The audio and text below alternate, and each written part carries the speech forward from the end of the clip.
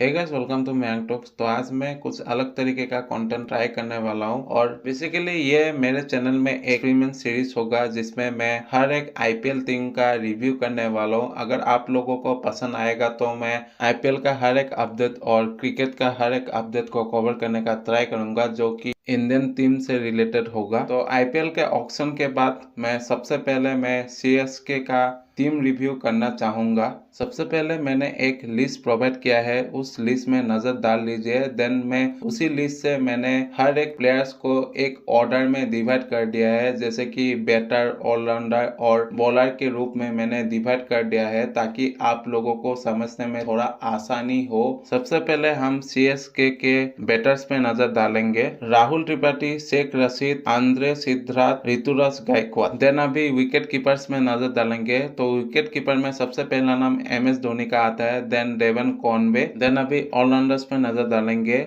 Allrounders में मैंने spin ball allrounder और पेस बॉल ऑलराउंडर को मिक्स कर दिया है। तो सीएसके के ऑलराउंडर कुछ ऐसे हैं: Shivam Dube, Sachin Ravindra, Jimmy Overton, Ravindra Jadeja, Vijay Shankar, Deepak Hooda, Anshul Kamboj, Hans Bedi, Sam Curran, Shreyas Gopal. Then अभी सीएसके के बॉलिंग लाइनअप में नजर डालेंगे और मैंने बॉलिंग लाइनअप का भी डिवीजन नहीं किया है क्योंकि सीएसके में 80 to 90% ऑलराउंडर्स भरे पड़े हैं और अगर मैं ज्यादा डिटेल्स में बताने जाऊंगा तो मुझे लगता है कि मेरा वीडियो का लेंथ थोड़ा बहुत लंबा हो सकता है, तो मैं ये रिस्क नहीं लेने वाला हूँ। तो सीएसके का बॉलिंग लाइनअप कुछ ऐसा है: नेथन एलिस, कमलेश नागरकोटी, महीशा पथिराना, सैयद खलील अहमद, मुकेश चौधरी, गुरप्रीत सिंह, रामाकृष्णन घोष, नूर अहमद। देन अभी मैं सीएसके का टीम रिव्यू में आता हूँ। तो मुझे लगता है कि सीएसके का one of the dangerous spin attack है क्योंकि सीएसके जिस कंडीशन में खेलती है वहां पर स्पिनर्स को ज्यादा मदद मिलती है और मुझे सीएसके का बैटिंग भी डिसेंट ही लग रहा है क्योंकि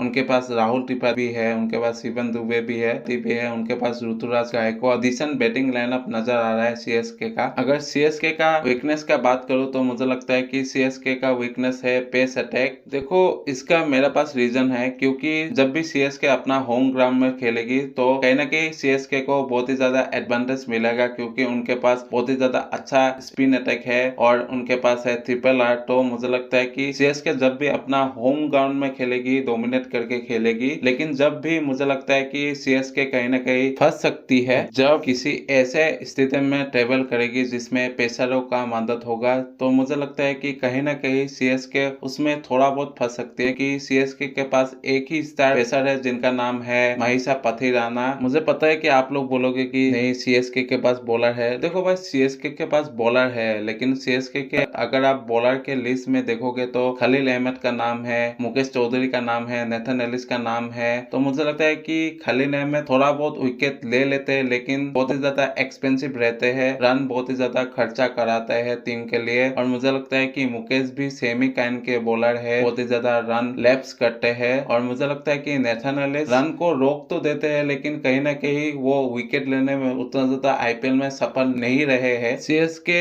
हमेशा की तरह इस बार भी बहुत ही ज्यादा अच्छा स्क्वाड के साथ आई है। देखते हैं आगे चल के क्या होता है। फिलहाल तो सीएसके का स्क्वाड बहुत ही ज्यादा अच्छा लग रहा है, लेकिन क्या है कि सीजन स्टार्ट होने के बाद फील्ड में बहुत ही ज्यादा अलग हो जाता है और पेपर में बहुत ही ज्यादा अलग हो जाता है। मैं चाहूंगा कि सीएसके भी इस सीजन में टॉप 4 में रहे, लेकिन शायद दूसरी टीम अगर अच्छी खेलेगी तो मुझे लगता है कि दूसरी टीम भी रह सकती है। तो ये तो सीजन शुरू होने के बाद ही पता चल सकता है क्योंकि अभी फिलहाल कुछ मैच तो नहीं हुआ है। तो मुझे लगता है कि ज्यादा प्रेडिक्ट करके भी फायदा नहीं है और मैं सीएसके का प्लेइंग 11 प्रेडिक्ट करने का ट्राई करूंगा। तो सीएसके का प्लेइंग 11 कुछ ऐसा हो सकता है: Ruturaj, Conway, Rahul, Deepak, Shivam Dube, Sam Curran, Ravindra Jadeja, Nathan Ellis, Matheesha Pathirana, Noor Ahmad, Anshul Kamboj. और इम्पैक्ट प्लेयर कंडीशन के हिसाब से यूज करा जा सकता है और मुझे लगता है कि रविंद्र जडेजा और रविचंद्र अश्विन में किसी एक ही प्लेयर को मौका मिलेगा। और मैंने सचिन रविंद्र को भी मैंने प्लेइंग 11 में शामिल नहीं किया है क्योंकि मुझे लगता है कि सीएसके में डेवन कॉनवे ऑलरेडी अवेलेबल है ओपनिंग स्लॉट के लिए और मुझे लगता है कि डेवन कॉनवे ज्यादा बेहतर ऑप्शन है सचिन रविंद्र से और डेवन कॉनवे ने ज्यादा बेहतर परफॉर्मेंस भी प्रोवाइड करके दिया है सीएसके के लिए अगर मैं कंपेयर करूं सचिन रविंद्र से। अभी अभी मैं सीएसके के लिए एक फेयर रेटिंग प्रोवाइड करने का ट्राई करूंगा 10 में से। तो मुझे लगता है कि सीएसके के लिए डिजर्विंग रेटिंग है 8.7, क्योंकि उनका बॉलिंग भी डिसेंट है और उनका बैटिंग भी डिसेंट है। लेकिन सीएसके का स्पिन अटैक बहुत ही ज्यादा डेंजरस है और बहुत ही ज्यादा अच्छा है, हर एक टीम से अच्छा है। और मुझे लगता है कि सीएसके के पास बहुत ही ज्यादा ऑलराउंडर भी है,